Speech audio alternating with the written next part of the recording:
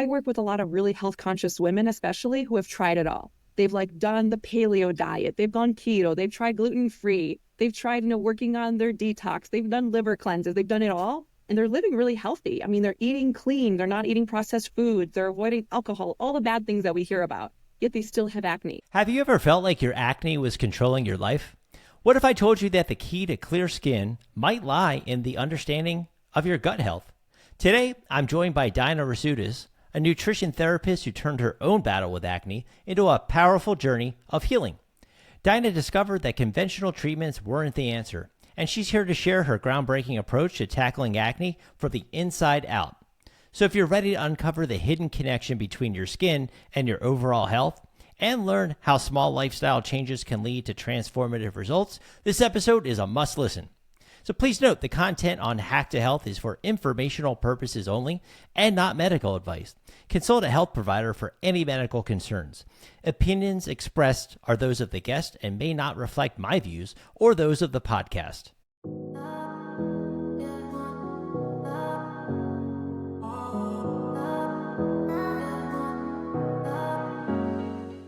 Hey, Daina. Thank you for taking the time to join me this afternoon. Thanks for having me, Joe. It's great to be here. Jumping right in, how widespread is acne as a health issue? Who does it primarily affect? Most people think adolescents. Definitely. The first thing we think about is teenage years, kind of raging hormones. Both girls and boys in their teenage years get acne. That's quite common and pretty normal, really, because the hormone fluctuations are crazy. The real issue with acne happens when it continues into your 20s and later. So acne is quite prevalent. I think all of us know an adult who gets acne, whether it's maybe a woman who gets it around her period more, or someone who just consistently has some on their cheeks, on their jawline. So the numbers are that from 20 to 70 years old, about 30% of adult women and 20% of adult men do struggle with acne. So it's kind of a lot, like a third of women almost have acne in their adult years. Wow. Yeah. And what would you say the most overlooked factors are contributing to acne? Well, a really big thing is diet in general, but that ties into a lot of other aspects. So I like to think of four main causes of acne. One would be stress. Stress really messes up with our hormones, our stress hormones, and that can lead to acne because it's leading to inflammation.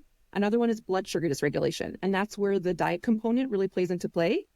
So if you're eating too many carbohydrates, if you're not balancing your plate properly, that'll lead to blood sugar dysregulation, which can lead to acne.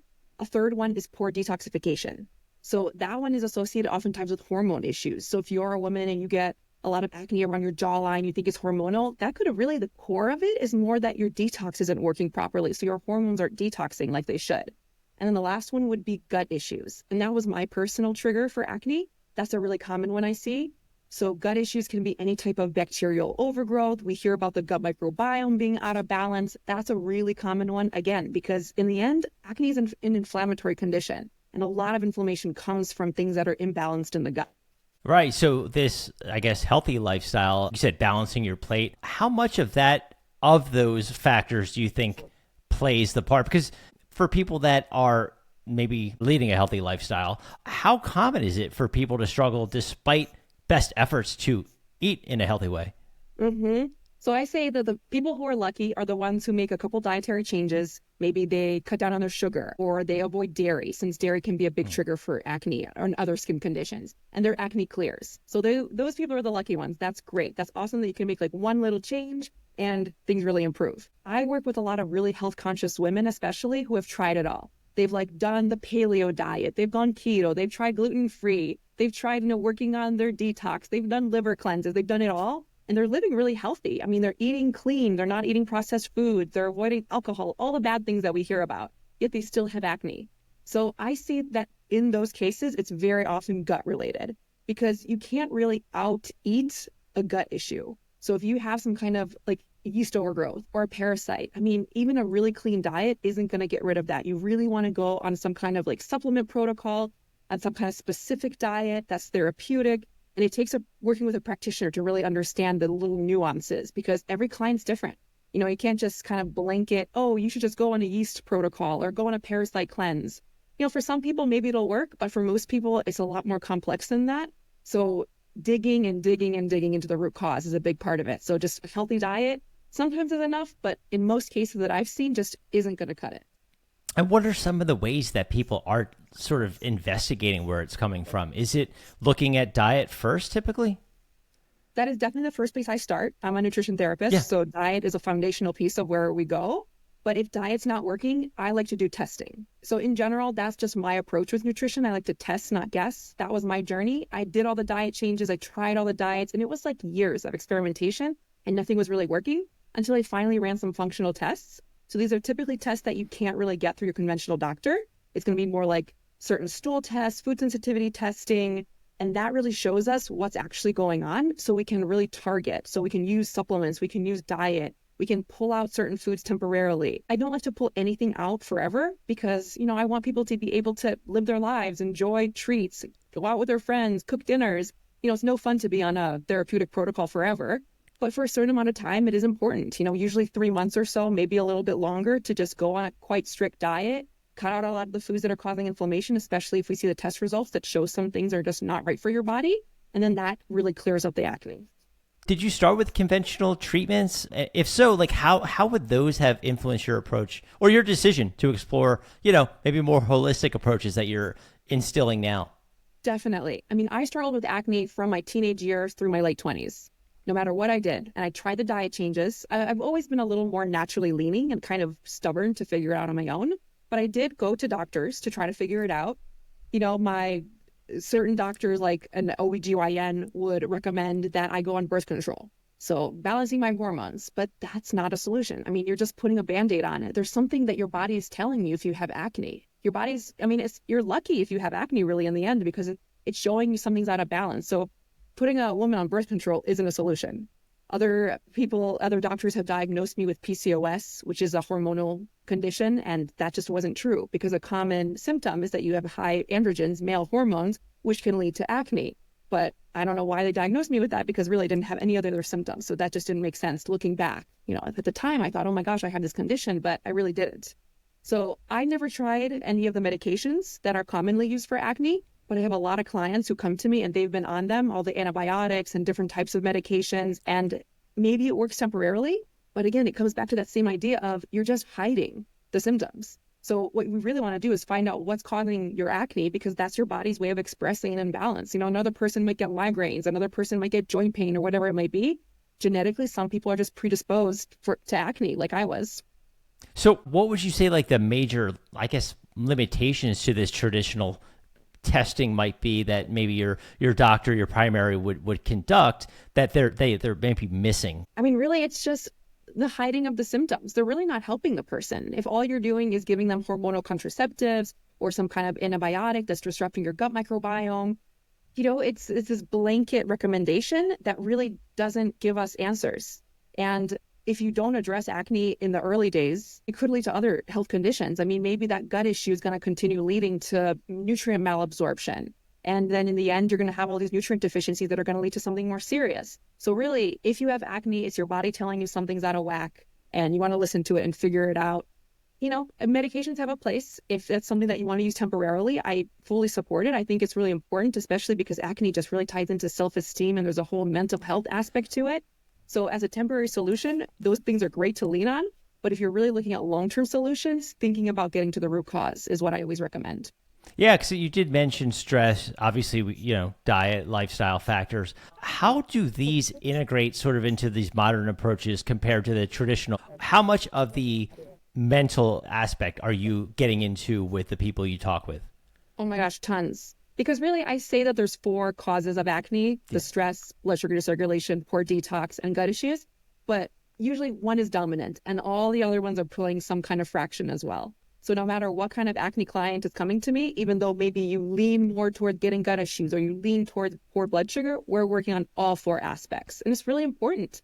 The stress component, working on any type of activities that bring down your stress, thinking about mindfulness, thinking about cutting things out that aren't serving you.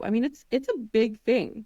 And then there's the different types of people who give them the diet plan, give them the supplements, they'll do that, but tell them to meditate, they're going to be like, hell's no, I'm not doing that. And then you have the opposite spectrum. So it's really juggling, how much can you push, how much can you recommend, and then working with clients individually. And that's a really big part of being a practitioner in this kind of holistic space of reading each person and making a very individualized protocol depending on who you are.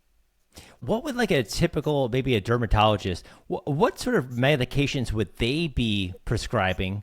Topical, oral, compared to, right, like what we're seeing now?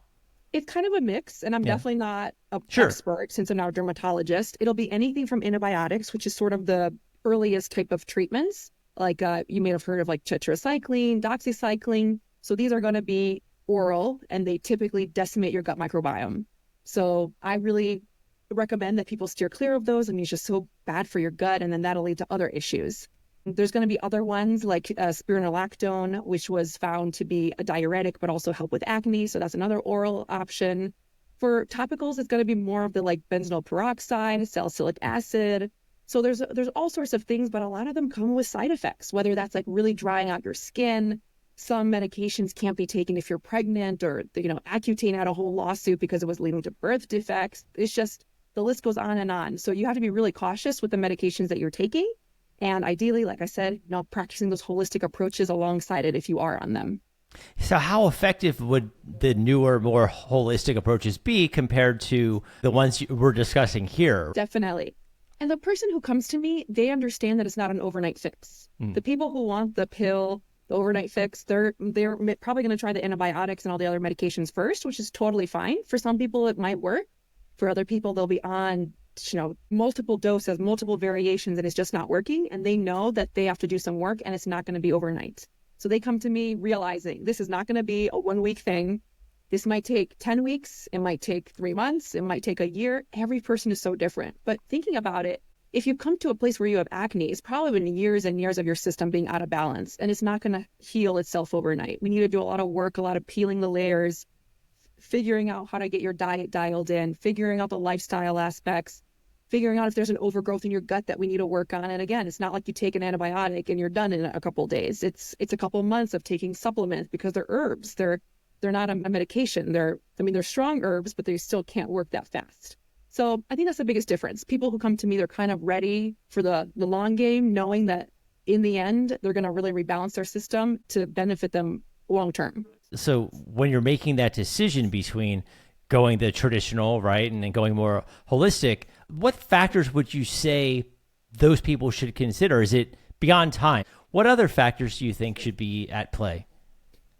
I mean, I think the benefits are something to really incorporate. This isn't just about acne. This is about your entire health getting in line and finding sustainable changes that work for you.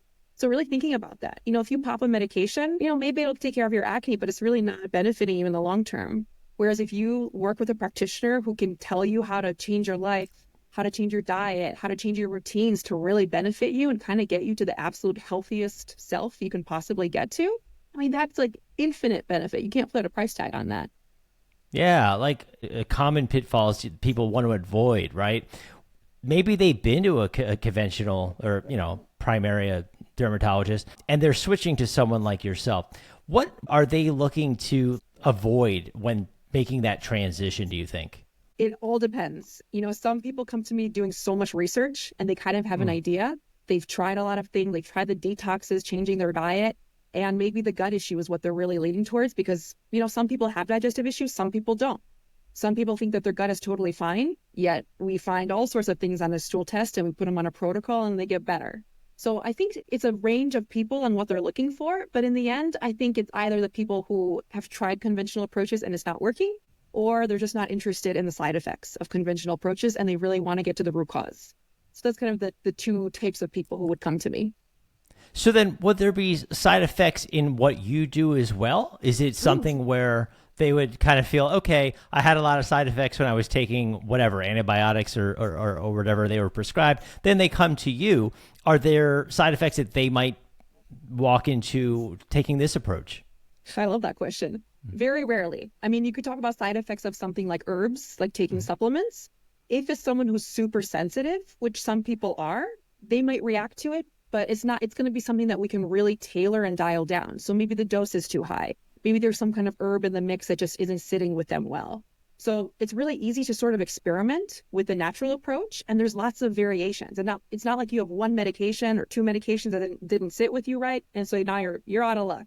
We can do so many different approaches. We can do different yeast protocols. We can do different parasite protocols. You name it, there's a million options.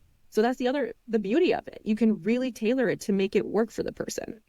So you're getting that individualized approach that works directly for the issues you're experiencing versus like, hey, this is what most people experience when they get acne, so it should work for you in the conventional way. What about testing? You mentioned a couple kinds of tests. Do you ever do lab testing, or is it specifically, like you said, stool and other tests in that regard? Yeah, I usually start with some stool testing and food sensitivity testing, but definitely blood chemistry is another tool we have in our pocket. That's a really good one also for understanding liver function. So the stool test and the food sensitivity test isn't going to give you much information about how your liver is doing if detoxification is something that's a problem. So running blood chemistry will give us some answers there. And also hormone panels, because really working on detox is a big part of balancing hormones, working on gut health. But in the end, some women especially will still have hormonal imbalances even after doing all the gut stuff and after changing their diet. So we could always also use hormone testing to figure out what is happening with their estrogen, progesterone, testosterone, and how is that doing throughout their cycle? What's happening there. So it's not really a one size fits all, of course, but are there certain diets that you find more effective at fighting acne? Definitely lower sugar. So kicking out the sugars, the processed foods, any type of refined carbohydrates, that's the first thing to do if you're struggling with acne. The next thing, dairy is a big trigger, not for everyone, but it is a common one, especially if you're struggling with gut issues. And if you look at therapeutic gut diets, whether that's a yeast protocol or a parasite protocol or bacterial protocol, typically they'll tell you to avoid dairy just because it's inflammatory and it's not going to be helping your gut if you're already inflamed. So sugar and dairy are big ones to cut out to start. But then it sort of depends on the person. Some people might tolerate more carbohydrates, more of those like starchy veggies, or maybe some whole grains. Other people really don't do well with those with their acne.